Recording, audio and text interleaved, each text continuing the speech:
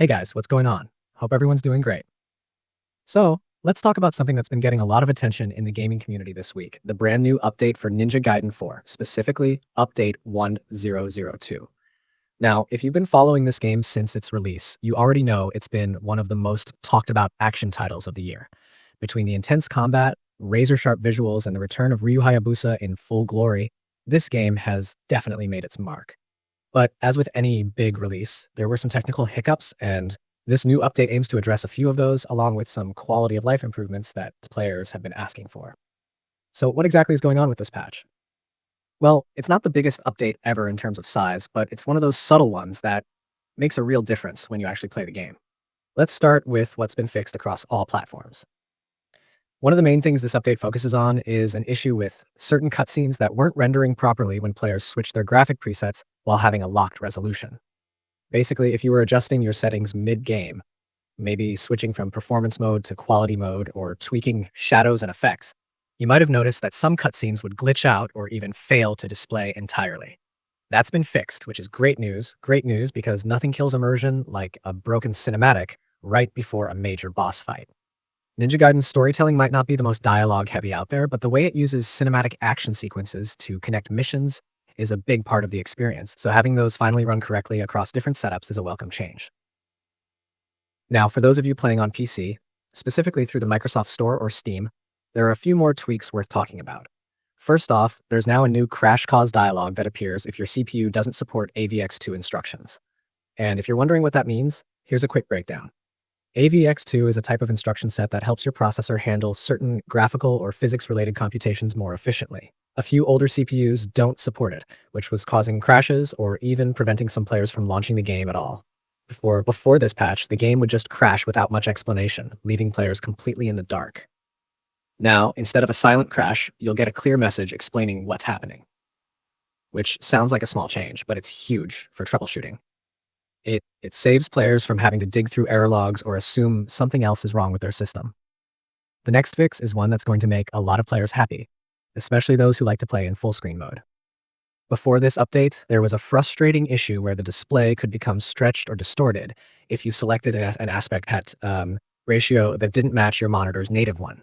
So let's say you wanted to play in 21:9 ultra-wide mode on a regular 69 screen or vice versa. You'd end up with everything looking off, stretched characters, weird FOV behavior, that sort of thing. This patch fixes that, so the game now properly scales the visuals depending on your display setup. For PC gamers who care about presentation and immersion, this fix is a pretty big deal.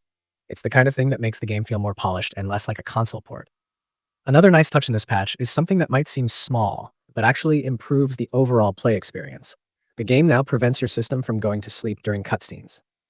It sounds funny, but there were quite a few reports of people watching a cinematic or leaving their controller idle during story moments, only for the computer to decide it's nap time and shut off the screen. It's one of those tiny things that can break immersion instantly, especially if you're using a controller on PC and sitting back to enjoy the story. So that's been sorted out, which is honestly great attention to detail from the devs, but here's the part that's got players talking. And not all in a good way. Even after this patch, the controversial issue with DLSS settings on PC hasn't been addressed. For those who don't know, DLSS is NVIDIA's upscaling technology that helps improve performance without losing visual fidelity.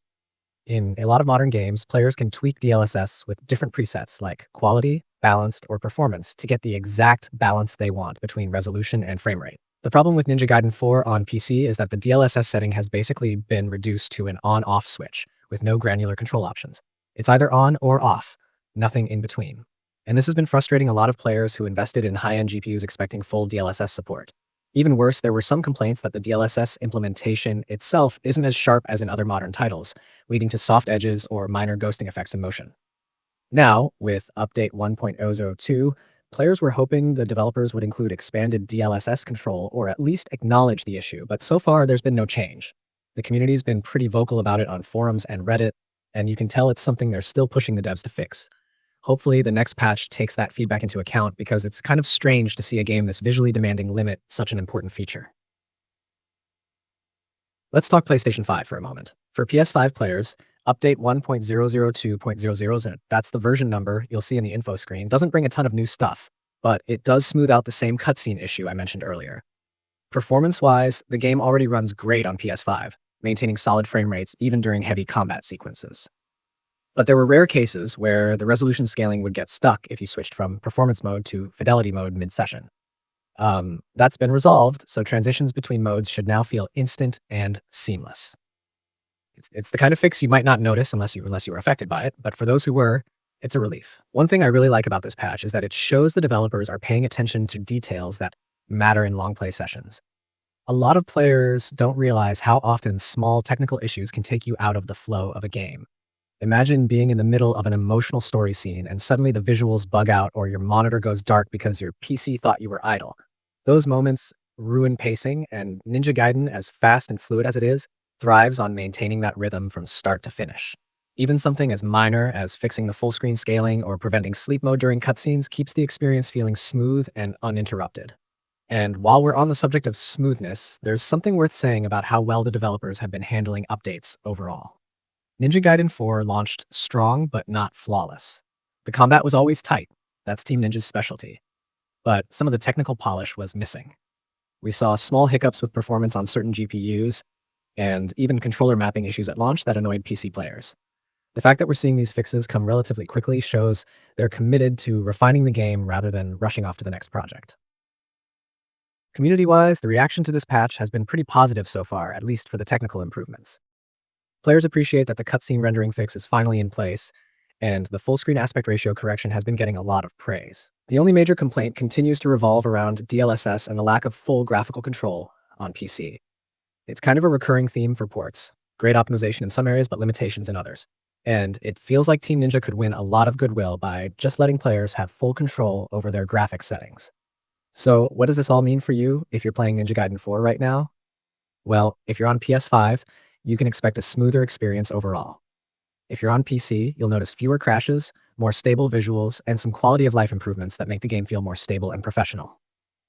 It's still worth keeping an eye on performance benchmarks though, especially if you're using AMD hardware or a non-AVX2 CPU, since this patch focuses more on stability than raw performance gains. Now, looking forward, players are hoping the next update will go beyond bug fixes and maybe start addressing some gameplay feedback as well. Some fans have mentioned small camera quirks in tight environments, and a few balancing issues with certain boss fights on higher difficulties. Those are things that could be addressed in future patches once the technical foundation is solid, and now that the game is performing more reliably, there's a good chance the devs will shift focus to that kind of fine-tuning. If you haven't played Ninja Gaiden 4 yet, now's honestly not a bad time to jump in. The game's core experience is brutal and rewarding in that classic Team Ninja way, and these new fixes make it even smoother to enjoy. It's the kind of action game that keeps you on your toes. Every dodge, parry, and combo has weight to it, and with the technical issues slowly being ironed out, you can appreciate that combat flow even more. So yeah, that's pretty much where things stand with Ninja Gaiden 4 Update 1.0002.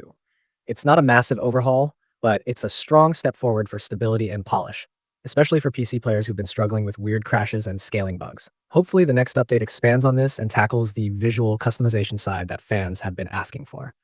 For now, if you're playing on PS5, make sure your version reads 1.002.0 in the info screen. And if you're on PC, check for the update through Steam or the Microsoft Store so you can get those new fixes right away. Anyway, that's the latest on Ninja Gaiden 4's newest update. I'm curious what you guys think about these changes. Have you noticed a difference after installing the patch? Are you still running into any issues with performance or visuals? Let me know down in the comments because I'd love to hear how it's been running for you. Thanks for hanging out and listening. And as always, stay sharp, just like Ryu Hayabusa himself.